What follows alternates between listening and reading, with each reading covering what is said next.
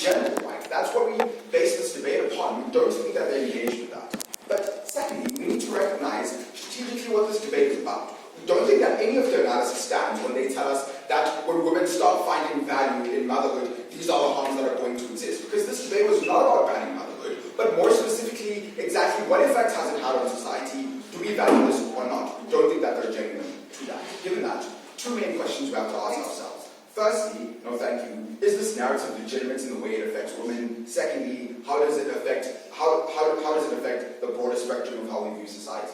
Under the first issue, they give us this idea that there are other things that can be rewarding to women, and this is just one of them. Let's recognize here exactly the role that this narrative plays. In society, on a realistic level, it gives us this idea, my first and second speaker already told me this, that it shows women that even though you might find value in other things, you might find value in getting a job, etc., at the point you are only fulfilled as a woman if you have a child. That is what fulfillment of a woman looks like. That is what that reward has to be. We tell you that they're incorrect when they tell us you can find value in other things. Secondly, they give us this idea that not everyone is told that motherhood is rewarding. That is very much contrary to what the motion seeks us to debate within today's debate in the first place, right? If it is a widespread narrative, we make the concession that majority of society already is forced to believe this, and this is the consensus that most people engage with, right? We don't think that they're genuine to that.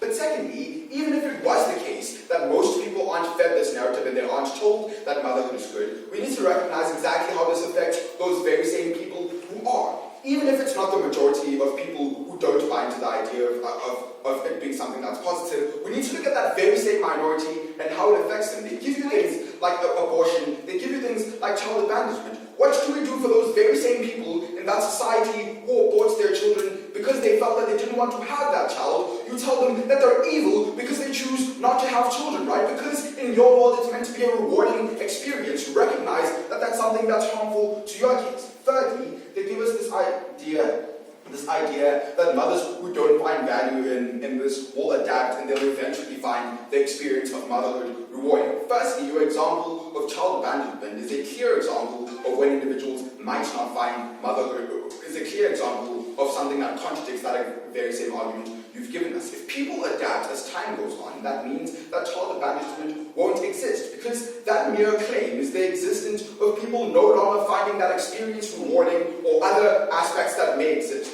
Firstly, but secondly, we need to recognize that you shouldn't be forced to find something rewarding when you don't like it in the first place, right? Even in your case, where they are allowed to do this, we don't think that this is something we should impose on them. Why do we think that we shouldn't? Why do we think that you shouldn't be coerced into believing that this is something that's beneficial to you? You shouldn't be coerced because your initial choice and your initial idea is something that is pivotal to exactly how you view that situation. Even if you do find it beneficial in the future, the mere fact that the process in which you found it beneficial was something that's not principally legitimate is something that's largely regrettable under our side. Fourth thing they give you under this issue is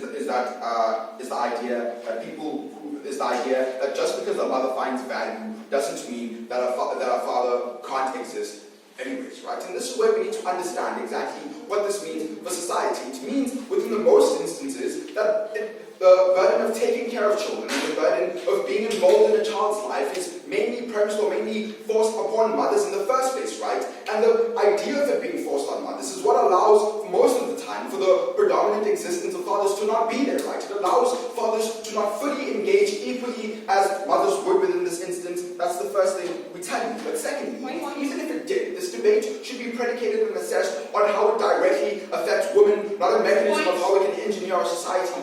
Even if they were talking about those benefits, my second issue is going to show you why they don't achieve them anyways. You beg to disagree. And so are you advocating for shutting down any belief that people have?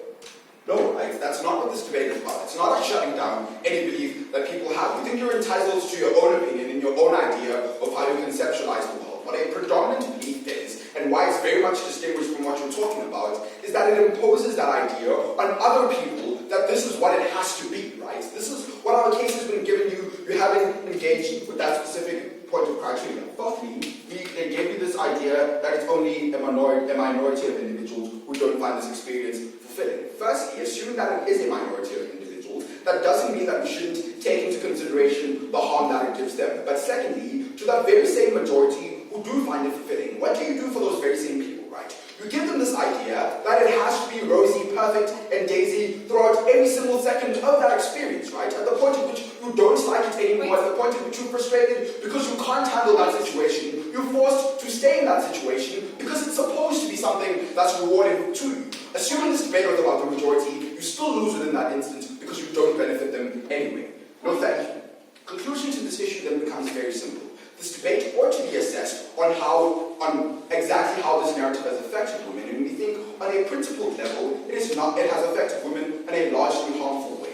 Second issue, how does this affect how society operates in general? Recognize that most of their analysis here isn't what this debate is about, right? Societal benefits aren't things that we find important, but I'm going to engage with it anyway. The first thing that they tell us here is that we'll have more people in society, which is somehow going to lead to some sort of economic growth. Apart from the fact that we don't think that's what's important within today's debate, we need to recognize that overpopulation is an actual thing, right? Having more people in society doesn't equate to having a better economy in the first place. We have a large amount of African countries that have a high population, but at the same time, they don't have a better economy. And the reason why this argument is flawed is because it lacks mechanisms under their side to show us how it's going to lead to that. Secondly, they give us this idea that this narrative has been effective decreasing things like child abandonment and abortion.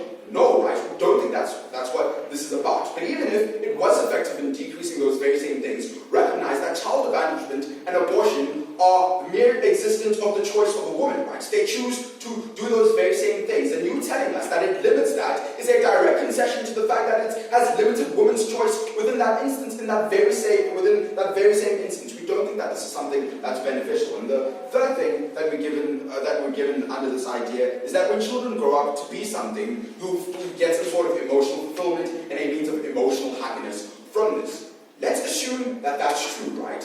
What about the people who, like, the idea of you getting happiness from your child's growing up is that they grow up to be what you want them to be. What if your child doesn't grow up to be what your understanding is? Instead of being a doctor, they become an artist or something else that you don't believe in. For those very same people